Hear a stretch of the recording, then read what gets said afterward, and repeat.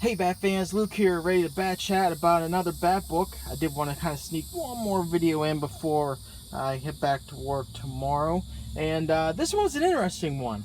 So, do you remember in the movie The Dark Knight, which I'm sure everyone remembers, Dark Knight, Heath Ledger's take on Joker, probably, arguably, one of the best that's ever been done.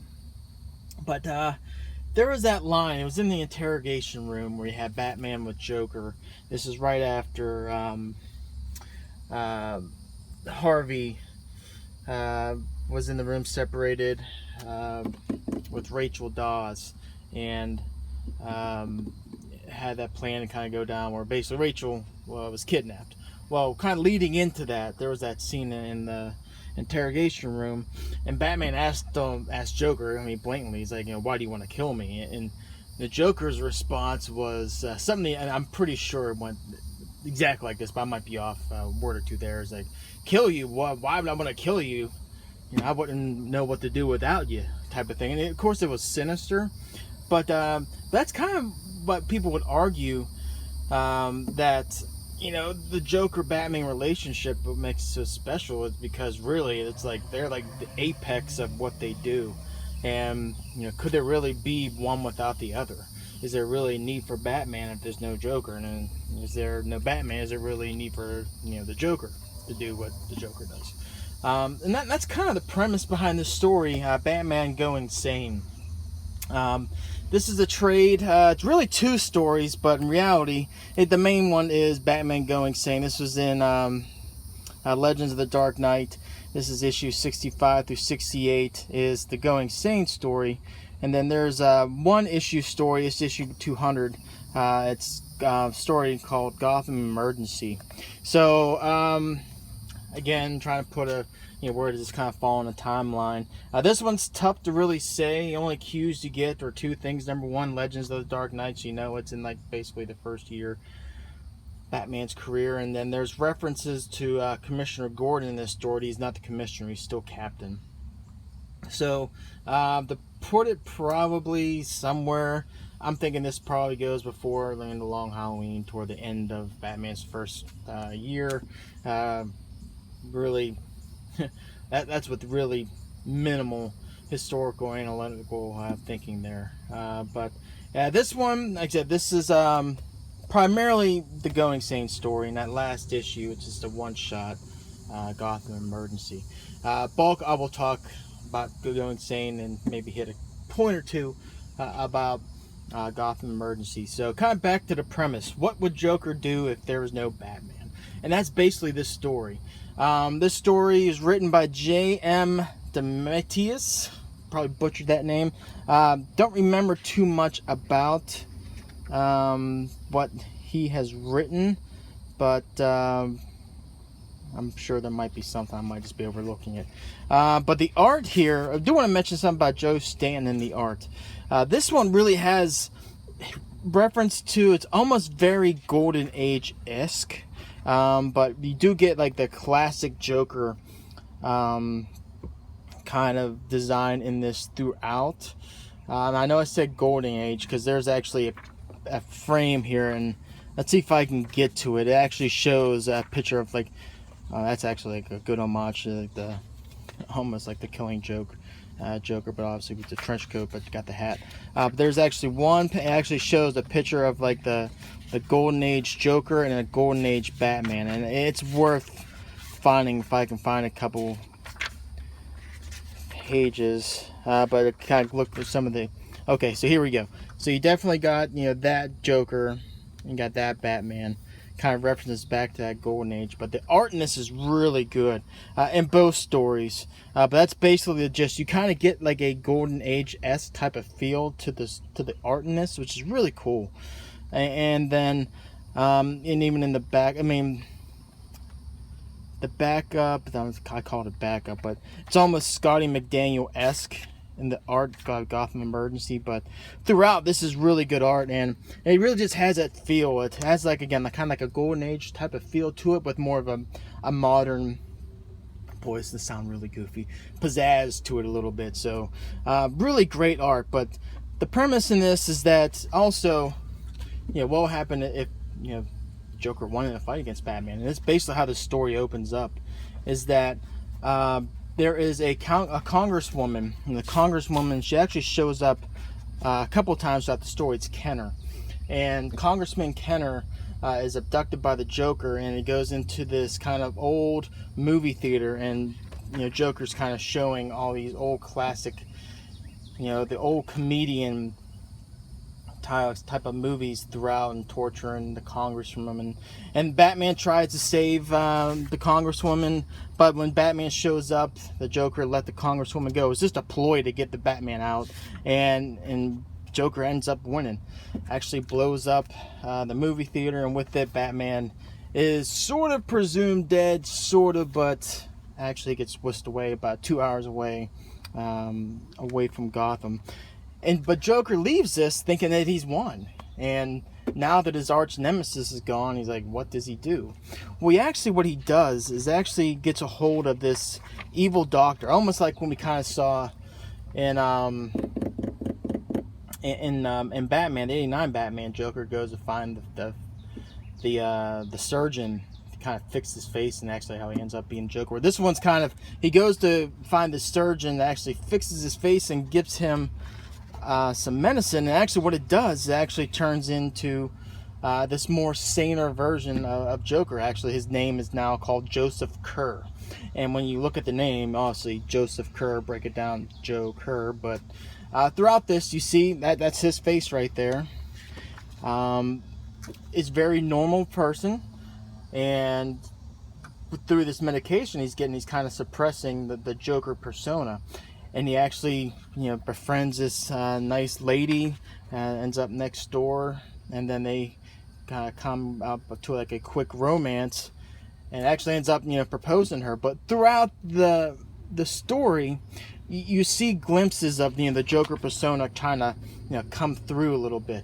He talks about having nightmares where it's like, it's actually something like this, where it's like you kind of see the bat trying to pull him away. He's kind of gone this normal route, but now the bat, something he really can't remember because the medication is kind of suppressing all this, but at the same time the Joker trying to pull him out, trying to fight him back to get away from this Joseph Kerr persona. And he actually has nightmares, and then actually hear the stories of his soon-to-be fiance actually kind of seeing what's happening. He has all these little episodes. He'll be watching TV, he mentions something's here in the story, he'll be watching TV, and it's something that ticks him off, and he gets mad. He almost gets to a point where he actually almost hits her. It was actually before he actually proposes. But he has these little episodes where the Joker persona is kind of push through, but he suppresses it. And you actually find like a humanizing aspect of the Joker in here. Actually really loves this girl that he will ultimately become engaged with, and right about the time when they're actually about to get married, you actually see Batman come back. Now all this was going on, I mentioned before, Batman was whisked away through this town. It was not Anchorage, that's too obvious. Oh goodness, what's the name of the town? I know it's actually the last page actually referenced it. Neither here nor there. To this town where actually runs into Dr. Lynn Eagles, and when Batman shows up, he's badly wounded. It's almost kind of like in Misery, the movie Misery, where you had the writer Paul actually get into a bad car wreck, broken hips, ankles, feet, and the crazy nurse kind of sort of bring him back, even though she kind of regresses it a little bit. But this Dr. Lynn Eagles, who actually has a really bad backstory when she spent some time in Gotham, actually recuperates and rehabilitates Batman to come back. And when Batman returns, that's kind of like the thing that kind of really pushes Joker back to the persona where he actually departs the Joseph Kerr persona, and really the Joker comes through. And there's a really touching point in this.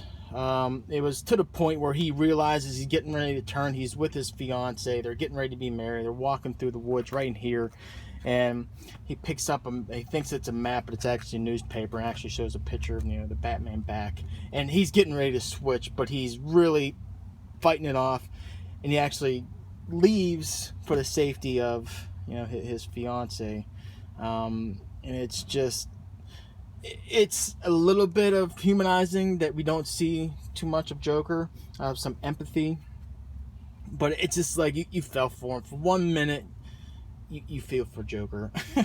But he does ultimately switch. He actually re-kidnaps the congresswoman that we see in the beginning of the story to lure Batman out.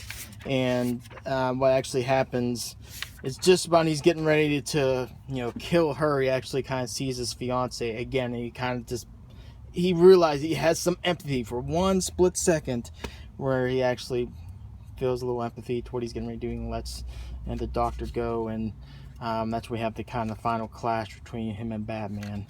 And throughout, the fiance, she never really knew what was going on, him being the Joker, and it plays at your heart a little bit. There's a small sliver of good that you actually see the Joker in this story, and it's really good. And then the good thing about this story is they kind of reflect back at it. You see a lot of people kind of borrow from maybe this story, and this came out, I think it was like early 2000, 2005, I can't really remember, right? We'll look at the credits. 1994, 95, and then 2000, issue 200 is 2006. So this is after, obviously, Batman, but you could see a lot of people kind of borrowed from this a little bit. Most notably, I was reading this, I was thinking of Scott Snyder's run on Batman with the story Super Heavy, when at one point where Joker wasn't the Joker and Batman wasn't Batman, it's still Bruce Wayne, they're on that bench, and it just like, you kind of saw that one glimpse in time where it's just like, if you go do what you're getting ready to do, we have to go back. It's just, we can't be normal people. You be Batman, I gotta be Joker. Is this something we really want to do? And I don't know if this is maybe just me reaching. It's just something I was just remembering back in that story that kind of maybe indirectly at least played homage to this story. It was really cool. Overall, great story. Lastly, the last story, again, Emergency.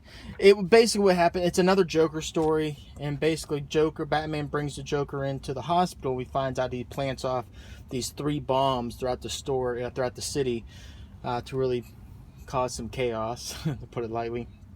And the story is really, the Batman and Joker are there in the story, but there's really these doctors, how they're kind of interacting with all this chaos that's happened inside the hospital. There's actually a good line in here where it's like, you ever wonder what happens in Gotham while you're bringing it right to the hospital. I mean, everything you need to know is right here. You can actually see it. So it's really how the hospital staff kind of interact with each other, all this chaos, all these injuries, the Joker coming in, and we actually find out there's a reason why Batman actually needs to. It's weird. It opens up. He's like, you have to save the Joker right now. It's just like, well, what's going on? Well, there's actually a reason why. It's the location of the bombs. And it's a really cool story. Again, it's just really cool in the fact that what I like about it is just how Batman interacts with, normally you see a lot of the police, but this we actually see interaction with the hospital. So, great one story, a one shot. And it's just fun and a lot of action. And it's just, again, a cool another look into a Batman story. So all in all, this trade, would I recommend it? Absolutely. Giving this a grade, I'm going to give this a 4 out of 5, and I was maybe thinking going to maybe a 4.5, maybe even a 4.75. The only thing that kind of pushed it back to a 4, which is still really, really good. And while it's cool to see some empathy with the Joker, kind of showing him a little personalization behind him, but that's not really him. I mean, he's chaos. He's really just, if you show empathy, and this is going to sound weird, you're not really crazy. You know right from wrong. And I don't think the Joker really does that. I think he really is just chaos. And, knowing right from wrong, I don't think it applies to the character. And so, and while it's a minor gripe, that's just the one that just, to me, and I was, well, it's cool to see. It just, to me, I just don't think it rings 100% true to the character. So, is it a big swing and miss on the characterization of Joker? No. Definitely a cool perspective to look at it from. But it's just, to me, I just don't think that's who the Joker is. And that's a minor knock. But going back to it, 4 out of 10 with an absolute recommend get. You'll read this one quick. Downside, this is another one of those out of print trades, so it might be kind of hard to get. Maybe you might be lucky to get the back issues in these, but I've seen some of them, or I saw some of them. Secondary market, they kind of go kind of steep. So while it comes with a recommend, it's just you might have a little bit of a challenge getting to it, but still, I don't think you will not have a good experience reading this. It was definitely fun. I don't want to say a character study of Joker, but definitely a unique perspective that you don't see a whole lot of. So 4 out of 5 with a definitely recommend get. I do not think you'll be disappointed. So anyway, those are my thoughts on Batman Going Sane. Hit me up in the comments below if you read this book. We will definitely chat about this one. I think there'll be some good things to kind of chat about out there. And yeah, we'll kind of go from there. So the book I was talking about in the last video, waiting to come in, I have it. So maybe later this week, maybe going into next week, do another video about that one. Give you a hint, it deals with the same cat. And we'll kind of go from there. So until next video, everybody, take care.